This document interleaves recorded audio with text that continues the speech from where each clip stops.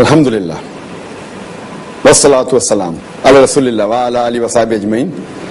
Amma ba'd. A'udhu billahi minash shaitanir rajim. Bismillahir rahmanir rahim. Hunna libasul lakum wa antum libasul lahunna. Rabbi shrah li sadri wa yassir li amri wahlul 'uqdatam min lisani yafqahu qawli. I welcome all of you with Islamic greetings. Assalamu alaikum wa rahmatullahi wa barakatuh. May peace, mercy and blessings of Allah subhanahu wa ta'ala be on all of you.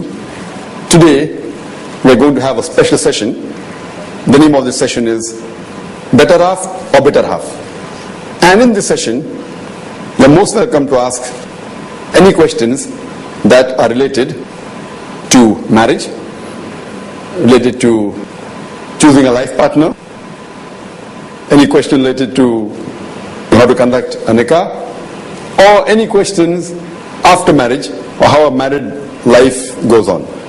In short, questions before you say I do, or before you say Kabul hai, or before you say that I accept it, and questions after you say I do, or after you say Kabul hai, or after you say I accept it, so that a person's married life is as per Quran and Sunnah. In short, today's question and answer session would be dealing with how to have a successful marriage, questions on wedlock or padlock. So if the marriage is successful, it's a wedlock. If it's not, becomes a padlock. So there are special sessions, and that is the reason, mashallah, we have got more sisters than gents, and we have more than 50 sisters and about 10 gents. So as to do justice to both, we'd expect about 5-6 questions from the sisters and then 1 question from the brothers. So any question related to marriage, nikah, please don't ask general questions on fiqh and masail. Any question related with nikah, before nikah, choosing a life partner, after marriage, question related to married life can be asked. Don't ask general questions on women's rights or men's rights. That can be dealt in another session. So brothers and sisters are most welcome to ask any questions on better half or better half, wedlock or padlock. Yes, most welcome. My question is nikah compulsory in Islam? Sister has a question that is nikah compulsory in Islam. Though normally in the nikah khutbah we say that nikah is sunnah of the Prophet. But since the commandment of Allah subhanahu wa ta'ala in Surah Nisa, chapter 4, number 3, that marry women of your choice. So based on this, and our beloved Prophet Muhammad said that anyone who does not marry is not of me. So according to me, nikah is compulsory. Though there are many scholars, or most of the scholars, who say that nikah is a sunnat-e muakkada, a very important sunnah, but I feel that nikah is a fard, unless you have a very valid reason where the fard can be avoided. Otherwise, generally, like how pork is haram, but if you're dying of hunger and pork is the only thing that can save you, for that time it becomes permissible. So according to me, I feel nikah under normal circumstances is a fard, and the duty of every man or a woman to get married. And our beloved Prophet Muhammad said, it's hadith mentioned in Sahih Bukhari, volume number 7, in the book of Nikah, chapter number 3, hadith number 4. Our beloved Prophet said, O young people, whoever has the means to get married should get married. That means it's a commandment of the Prophet.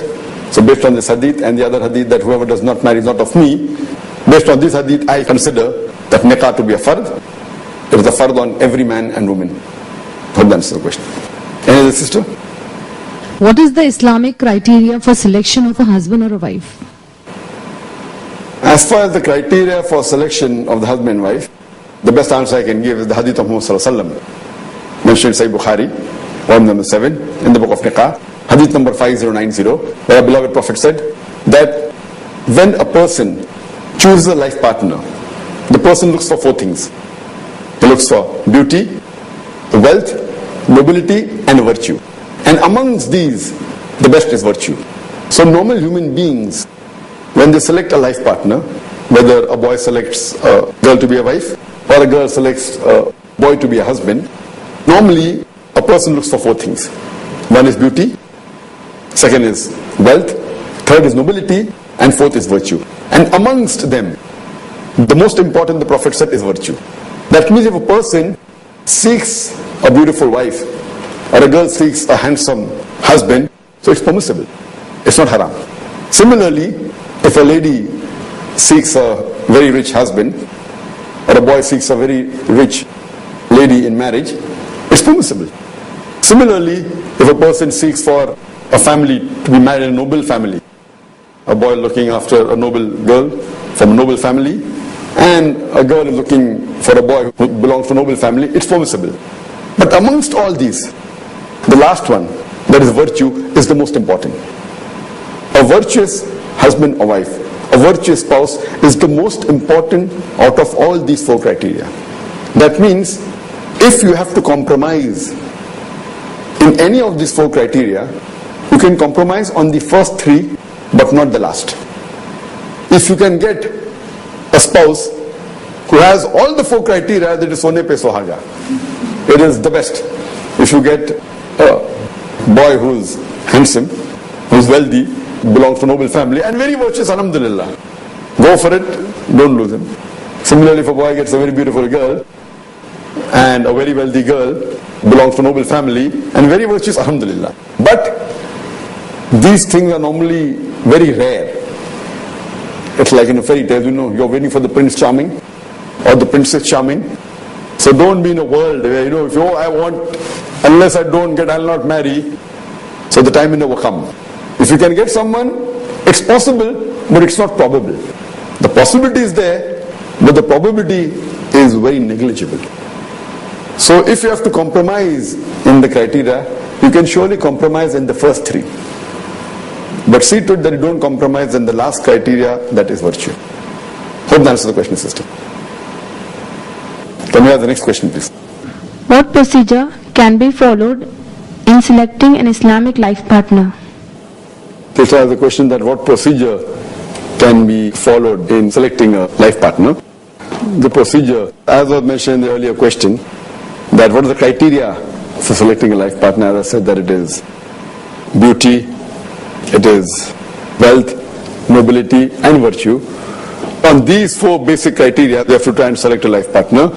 The procedure can be that first you yourself can be convinced that the partner that you want to marry should be virtuous, and convince yourself first that for me virtue is more important than beauty or wealth or nobility. You get convinced, and then convey the message to your parents first. Convey the message to your parents, because the parents may have a different view.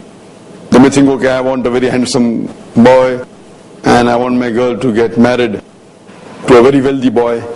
So first you get convinced first on the Quran and Sahih Hadith, and then convey that message to your parents and tell that, because they will be the closest to you who would be looking for a match for you.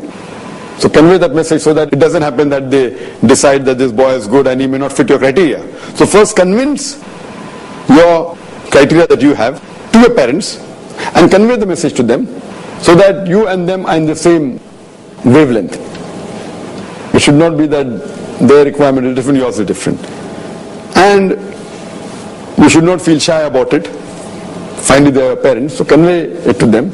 And then you can convey that to the relatives and to your close friends that I'm looking for a boy who's virtuous, who's Islamic, and let the message pass on amongst your close relatives and your close friends.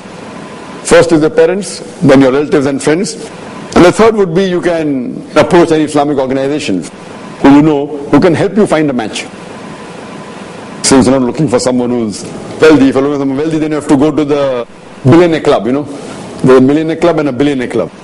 So if your criteria is wealth, then you have to go to the billionaire club and try and find one.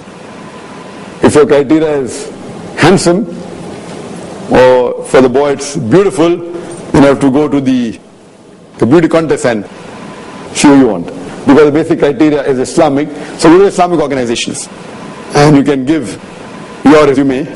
See to that your resume is also on the same line, giving your details, the basic details, height, complexion, etc. and your likes and dislikes. In that you can mention you like to have a husband who's virtuous, etc. And see to it you can collect resume from Islamic organization, or if you know of any marriage bureau which is based on Islamic guidelines, that would be the best. That approach a marriage bureau which is based on Islamic guidelines. Unfortunately, majority of the so-called Muslim marriage bureaus also are more of cultural based rather than the criteria being Islamic.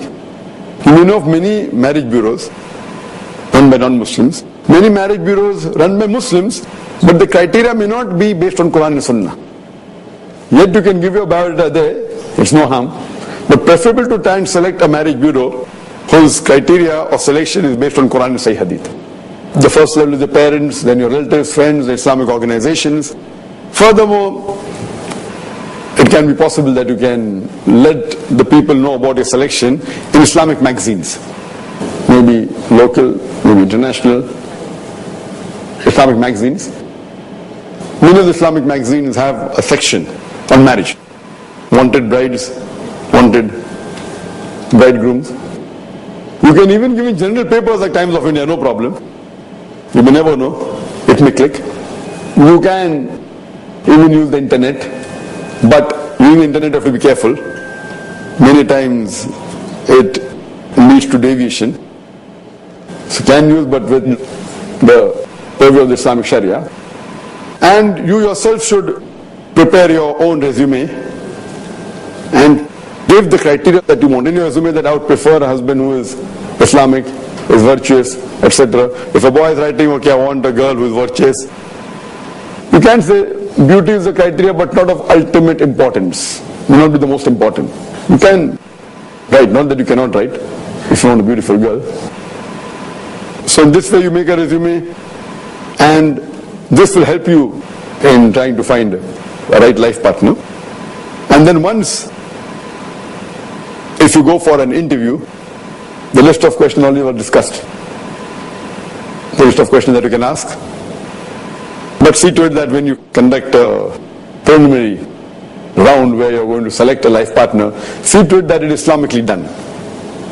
That don't go and meet around to go and meet, maybe in a garden, or I'd like to meet you in a movie theater in the last row. See that done Islamically. Either you call the boy to your house or you go to the boy's house, no problem. But see to it that there is a mahram.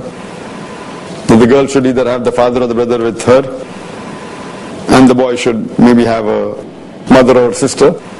So in the company of a mahram. And when questions are asked, if a mahram is there, it is preferable.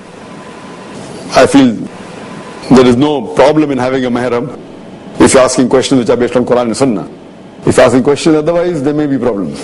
Or if you think it's a requirement that no, there may be certain personal questions I don't know anyone else to know, which I don't think so it arises, then see to it that you speak in a hall which has doors which are open, and see to it that the distance between the two opposite sex is far enough, Islamic distance is maintained, and this is conducted, and then if it fits your criteria, then inshallah you can go ahead judging the pros and cons. Hope that answers the question, sister.